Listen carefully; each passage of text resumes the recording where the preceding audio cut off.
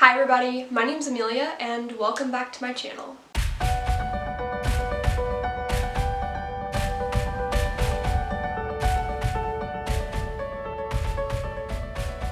Okay, so for today's video, I am going to dive into how I protect my energy and my home's energy. Now, this video takes a more spiritual approach, which is something that I know I've been leaning into here on the channel. I feel like I've kind of been doing this for a while with the zodiac scrapbook stuff, the lunar journaling. Like, I think it was obvious I was going to end up here eventually. But today I wanted to talk about how I protect my energy and my home's energy, and the main reason that I wanted to go over this was because eventually I kind of want to dive into my professional tarot readings, how I go about them, and just more info on that, since this channel has been focusing a lot on tarot recently and crystals and such. So I was like, you know what, I want to share that process with you guys and talk about how I got into professional tarot reading and just all the good stuff. So today takes sort of a witchy approach, I guess, but I don't personally consider myself a witch. I just really like this idea of spiritual wellness, spiritual healing. It's part of my personal growth and mental growth, like when it comes to my life and my overall happiness. So I feel like this has really changed me as a person, and having this like spiritual sort of connection with life has really changed me. So anyway, I thought I would talk to you guys about how I protect my home, since I have a lot of people that come and go through my doors, especially for tarot readings, where I, give tarot readings at my table. I also really wanted to help you guys if you guys are interested in protecting your spaces and yourself, and find different ways to energetically and spiritually protect yourself. I feel like I keep saying protect. Alright, but before we get into everything, please be sure to give this video a thumbs up if you like it. It really helps out me and my channel and lets me know what you guys want to see more of. And don't forget to subscribe to the channel if you want to see more content like this. And of course, if you have any video requests, ideas, all that good stuff, or you just want to have a conversation with me, leave your thoughts down in the comments below. So with all of that said and done, let's go ahead and get into it. Okay, so this video is going to focus mostly on the things that I do to protect my home and my space, but at the end of the video I will give some more ideas of things that you can try, things that I know my friends do, and things that I've considered doing myself but just haven't done it yet. So yeah, I'll try to leave timestamps down below. Okay, first things first, the first way that I protect and cleanse my space is with selenite. So I showed this in my crystal collection tour. I have a lot of selenite. Selenite might be my favorite crystal at the moment, and it has been my favorite crystal for quite some time. I am obsessed with selenite. I'm obsessed with the properties of it. It's self-cleansing, and it's just so useful and a very big part of my personal practice. So one thing that I do is I have this like bar of selenite which is in my room, and I charge and cleanse all of my crystals on that piece of selenite. It's very close to my journals, so it kind of keeps them pure, and it's also like next to my altar space. So the interesting thing is the selenite is actually between those two spaces, so it's kind of like its own liminal space in a way.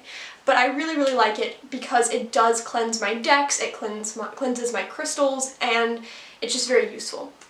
I also have a little piece of selenite which I use to cleanse myself and realign my chakras. This is a whole other thing that I could get into in a chakra video because I've made one once and I want to make some more. But it's kind of it's a lot. There's a lot of research that has to go into those topics before I make another video. But I have this little piece of selenite that I keep on my altar space, which I also use for cleansing. And that's a good way to cleanse my energy and protect myself energetically. Since I am a professional tarot reader and I do give readings to other people who come and go through my space, I have a tower of selenite which I keep in my entryway. I am looking to get some black tourmaline as well to ward off negative energy when it comes to my entry space, but I haven't done that yet. Crystals can be very expensive, and one thing that I have been trying to do is ensure that I'm getting crystals ethically, but also that I'm not breaking the bank or like draining my wallet in order to get them. I think that I have a good bit of crystal now. I have a lot of crystals now. And I don't necessarily think that I need to keep spending in order to have them as part of my practice, if that makes sense. Though I am looking into it at some point. But for now, I have a piece of selenite which sits on this other fireplace that I have in my home, and it just sits there and absorbs all of the energy and hopefully cleanses the space. I like to keep it up on that shelf, and it's right there in the space whenever I do a reading. Speaking of readings, I also bring my large selenite slab out to readings most of the time. When I decorate my spaces for the tarot reading, because I do go all out, I love to decorate my space when I give tarot readings, I end up bringing that big slab of selenite and I put it out on the table. That way it can cleanse the space when I give people readings. But I don't always bring it out, and because I have that tower in the room, it's not totally necessary. Though I personally like bringing my selenite out and setting it on the table just so we have that calm, cleansing energy like around us. So if you're going to use selenite in your space, there's several ways that you can do it, but honestly just having it in the room in general, even if it's a tiny piece of selenite, I personally believe that's enough. That is plenty.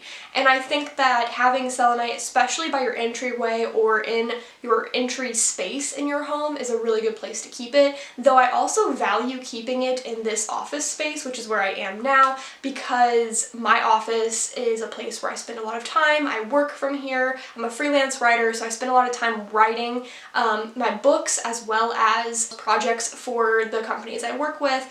And so since I'm spending so much time here, I like to have selenite nearby or just in the space because I feel like it's very energetically cleansing. Also, you may have noticed that I have my book right here and it's missing from behind me. I normally keep it up there.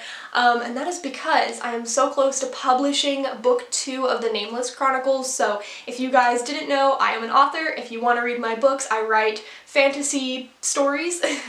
That's my favorite genre, and at the moment I'm currently working on finishing book 2 of the Nameless Chronicles, and this book is a contemporary fantasy, meaning it happens in our world.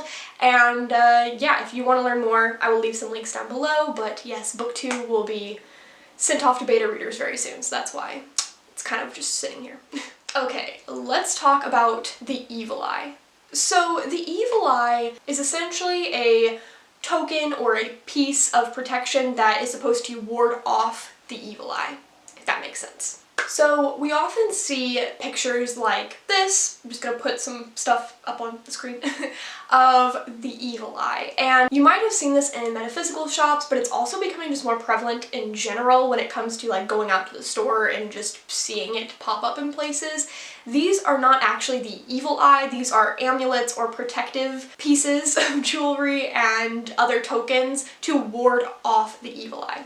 The concept of a malevolent eye or of an entity or entities that can cause ill happenings and malevolent acts, that concept dates back roughly 5,000 years and has been around for quite a while. And it's a concept that spans across all sorts of religions, mythologies, and stories, like legends around the world. I have a strange relationship with the evil eye amulets, partially because I didn't gravitate toward it. I was never pulled into it, and I tended to gravitate towards like just common amulets or like pieces of jewelry that are like crystals, because that spoke to me a bit more. But I have a friend who really likes the evil eye, or at least these amulets that ward off the evil eye, and she knows that I'm very spiritual, and so she's kind of been the reason that I have all this evil eye memorabilia. I don't know if memorabilia, I have all this evil eye stuff. Interestingly enough, I feel like my home is safer because of it. Funny enough. But I'm going to explain how I use some of these evil eye tokens and just where I put them in my home and why it matters, and then maybe give you guys some ideas. So the one that I use the most often is my evil eye bracelet. So this is a simple red bracelet with a little bead on it that has the evil eye, and I wear this during every single client reading. The main reason I protect myself so much during readings is because, for one, I never know what energy I'm going to channel or what messages are going to come through me, and also I never know who's going to walk through that door. Pretty much. Like, I know your name, And that's it. That's all I know. So it's definitely like a protective measure for me to protect my energy and protect my space. And the evil eye bracelet is something I always wear when I give readings to other people. I also wear that bracelet during my own personal rituals, and sometimes I wear it when I am writing down dreams that I've had, specifically nightmares, and I also use it when I journal, just depending on what I'm journaling about. And this is just because it makes me feel safe and protected. When I'm not using the bracelet, it sits on my altar space around a bunch of the witch's runes that my friend made me, and it just kind of hangs out there until I need it. As I mentioned, this one I tend to use the most, and it is used for spirit work, it's used during meditations, personal rituals, and client readings. So it's used quite a bit, and I think that having a piece of jewelry with the evil eye on it, specifically like necklaces or bracelets or rings even, is a really great way to use it and not have to think too much about it, and you can just have it on your person and be protected that way. Some people, I believe, do put their intention into the jewelry. I don't personally do that. I just sort of wear it. I know that sounds strange probably to some people, but I feel like the concept behind this eye is that if the evil eye were to look at this piece of jewelry, it would be scared away, which is kind of like the ancient idea behind this amulet, but that's just what I do. Another thing I have are evil eye coasters. One of them is on my altar, and then the other one I believe is behind me. And that's just purely decorative, but it is nice to always have an evil eye on the altar space and in this room in general, since I spend most of my time here. Otherwise, my friend recently made me an evil eye pillow, and so that is currently sitting in my main entryway on my bookshelf, and so when people come in, it's in there, it's watching. In a kind of creepy way, actually, but hopefully it doesn't deter people too much. Another favorite of mine when it comes to cleansing my space and protecting my space is using sound, and specifically bells. I really like the way bells sound, and I know that people can also use sound bowls, you can also hum, you can sing, you can chant, but I personally just love the way bells sound, and I purchased this bell from an antique store, and I absolutely love it, and I use it when it comes to sound cleansing. I typically only use it in this room. I don't really use it for client readings. It doesn't really leave this space. Usually I use it for sound cleansing my decks. I think I've mentioned in my mystical fairy or my mystic fairy tarot video, I mentioned in that video that that deck in particular was just kind of not working with me. And so I have a few methods of bonding with a deck, and I mentioned a lot of them in that video, but one of my methods is to try to cleanse the deck and get it to just kind of like feel as if it's loved and feel more comfortable working with me. And so I will use selenite and crystals and incense and all these things to try to appease the deck, which sounds strange, but I do have this sort of belief that some magical tools and many things that seem inanimate to us do have this sort of energy, like crystals, for example. And so one way that I work to connect with the deck or cleanse it properly is using a bell, and I will sound cleanse by just ringing the bell around the deck. I will also use the bell to cleanse my space, walk around the room, and just kind of cleanse it. And one thing I've been considering that I haven't done yet is using bells at doorways. So attaching bells to your front door or the door that you go in and out of the most can be really helpful, because not only will it alert you if someone comes into the house, but it also kind of cleanses the space when that happens. And it's said that bells at the front door will ward off evil spirits because they will hear the sound and get frightened, and then they will leave. So that's something else I've considered, though I'm not sure I want to do that because that seems like it'd be kind of annoying, the bells ringing all the time whenever I walked in. I also have considered putting bells at my door to the office, but again, I don't want it to be too annoying when I hear the bells ringing. And at the moment, I have these cute little crochet like bell flowers hanging from my door that my friend made, and I love them, and that's sort of my new protective amulet sort of thing on my doorway. Plus it's just really pretty, so I don't really want to put too many bells on it. But if you wanted to use bells in more than just sound cleansing when you walk around a space or around your tarot decks and such, you could put bells attached to your doors or near doorways, and the idea is that when they ring, then it will help cleanse the space. Perhaps my favorite method of cleansing, aside from my selenite, is incense cleansing.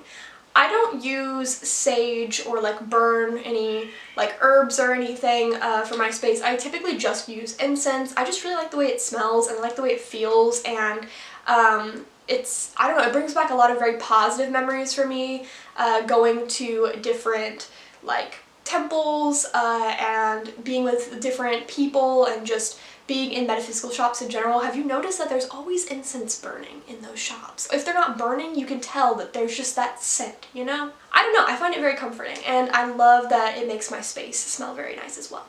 I keep an incense stick on my altar, and whenever I do any sort of spiritual work, even if it's meditation, I will use incense. It's just very calming and I really, really enjoy it, and it's one of the ways I cleanse my decks as well. Now the thing is I don't typically cleanse my decks this way, at least not at first. The first thing I will always do with my decks is put them back in order and let them rest beside selenite, but if that doesn't work, we'll move on to other techniques. But the incense is typically burned when I am doing some sort of spiritual work or when I'm cleansing my space before a reading. Once everything is set up in my space during a reading, I will take incense and I will basically just cleanse my doorways, cleanse the windows, cleanse the decks, just cleanse everything, cleanse myself, you know, with the incense smoke. And I really, really like the way that smells and feels, and it's great. I will also periodically just use incense around the house, again, just around doorways and entryways, so that way the house stays pure and things are protected and clear. Another thing you can do when you are using incense, or even if you want to do this aside from using incense, is to open up your doors and windows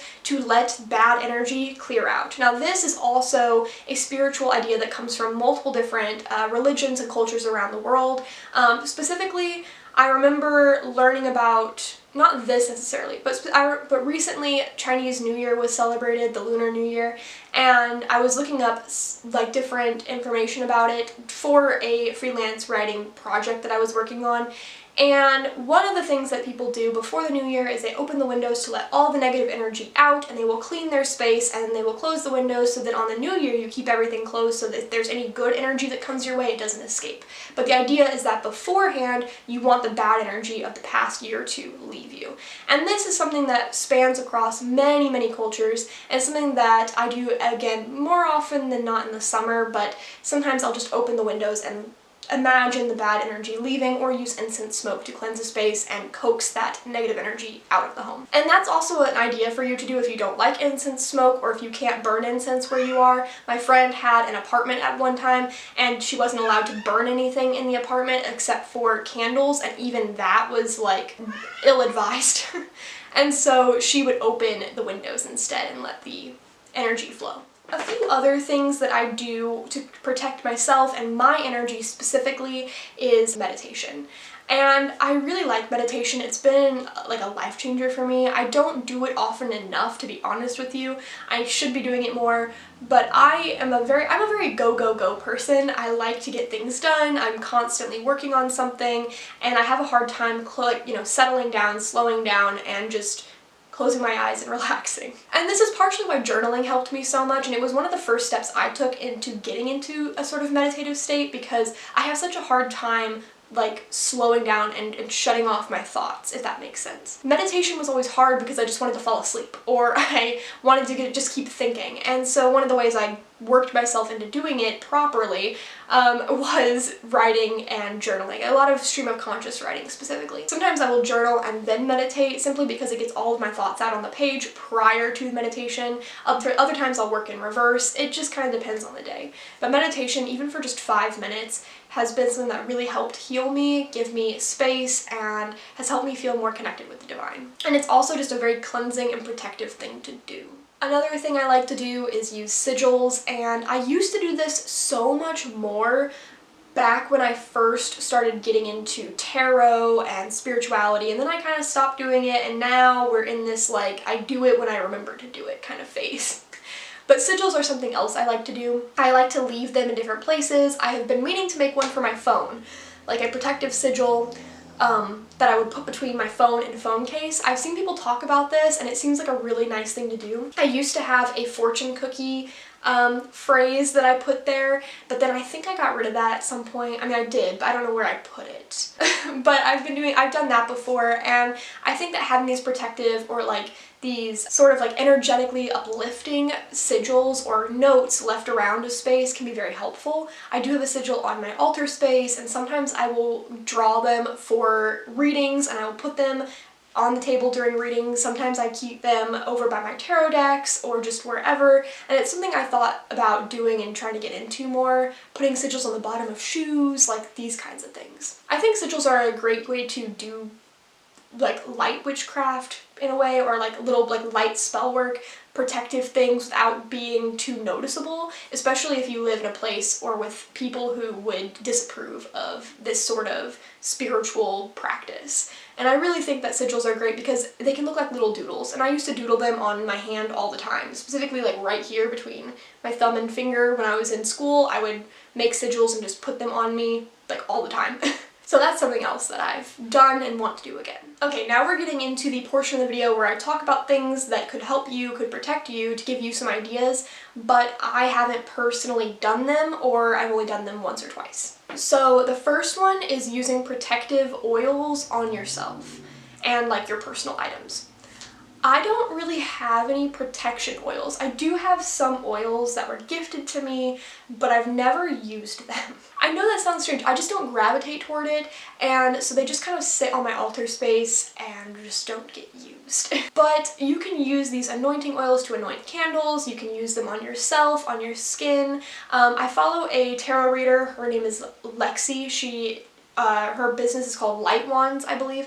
And she uses oils and puts them on like the back of her neck. I think that's what she does. I don't know exactly her process, but I've seen her prepare for tarot readings on like TikTok or little videos, and one of the things she does is that oil cleansing around herself. And I think that's a really interesting part of her practice prior to doing a reading, and I think that's really interesting. I just personally don't do that. But I do find value in using protective oils, especially on your items, on your clothing, on you, and trying to protect yourself in that way. People also use protective oils on like windows and doors and mirrors, which is something that I've also been interested in. Locking mirrors has been something that started to kind of become important to me, though I've never had like a negative experience with a mirror, but they say that mirrors, doorways, entryways, stuff like that, they are liminal spaces between you and the spirit world, so if they are unlocked, then that could let different energies pass through. I'm not entirely sure how I feel about that yet, but it is something I was looking into. If you want to learn more about locking mirrors, I just watched Hearth Witch. She made a video about locking mirrors, and I will link that down below because I thought it was very informative. Her channel is super, super informative if you are interested in witchcraft. So I will leave that down below, but that is something else you can do if you want to protect your space. One thing that I did once, I only did it once, but I like the idea of it, is having a home guardian.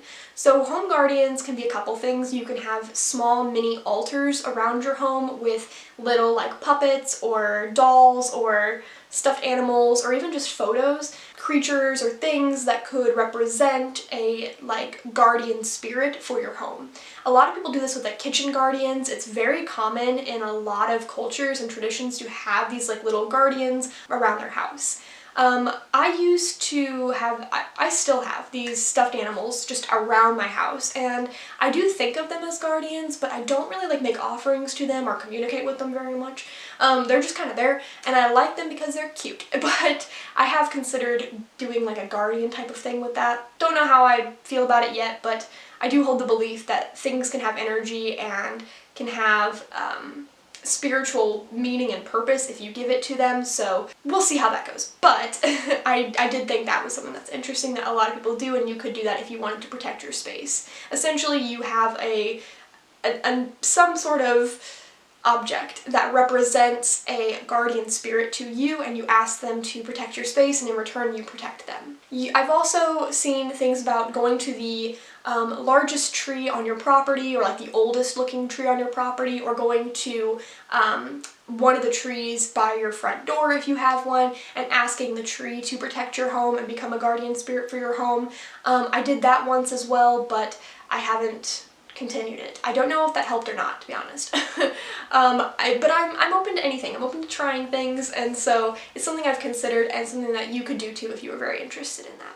Another tip that I have is sweeping. I kind of mentioned this earlier when I was talking about the Lunar New Year and some traditions that people use when it comes to cleansing their space, and sweeping is a very big one. It's one that has spanned across all sorts of cultures and folklores and myths, etc., etc. I don't personally enjoy sweeping or vacuuming. I hate doing it. That's one of those chores I just really don't like. So I tend to make my partner do it instead. But if you're not against this chore, you could sweep through your house and imagine this negative energy being swept out the door.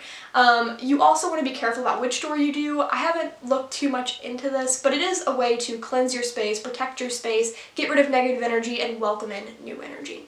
My friend also has a broom above her front door, which is something that a lot of people do, which is said to, if you have a broom by the front door or above the door, it's said to, again, sweep away that negative energy and protect your space. My friend uses, I think, a cinnamon broomstick. Like, I think it smells like cinnamon, so it smells amazing when you walk through the door.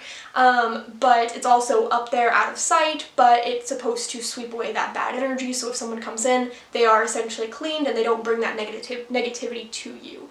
And if there's any negative energy that wants to come through the entryway, it can't. Again, I haven't done this one personally, but I do find it very interesting. Anyway, that is all of the things that I could come up with for protecting your energy and protecting your home's energy, and ideas for you if you want to go about it. If you want to learn about any of these topics in depth, I can try to dive into it more. However, I will also reference you to Hearth Witch because she has so many videos. I don't know if she covers all of these things, but I do know she covered locking mirrors, and I feel like there was something else she'd covered that I spoke of. The point is, there are a lot of resources out there, but if you want me to go into depth on any of these, I can. But this is kind of something that I just felt drawn to share and talk about, and since I do plan on showing my method of preparing tarot readings as well as like taking them down, like ending it, I thought that this was a good way to segue into that, to show you some of the things that I do around my house and my space and how I protect my energy. It's something that's really important to me, and I just really wanted to share it with you guys. So I hope that this gave you some ideas, and if you have any questions, be sure to leave them in the comments below, or if you have any tips on protecting your energy that I did not cover here, let me know. I'm interested. I do want to try more things, so let me know. But anyway, that is all for today's video. Thank you so much for watching, and until next time, I will catch you later.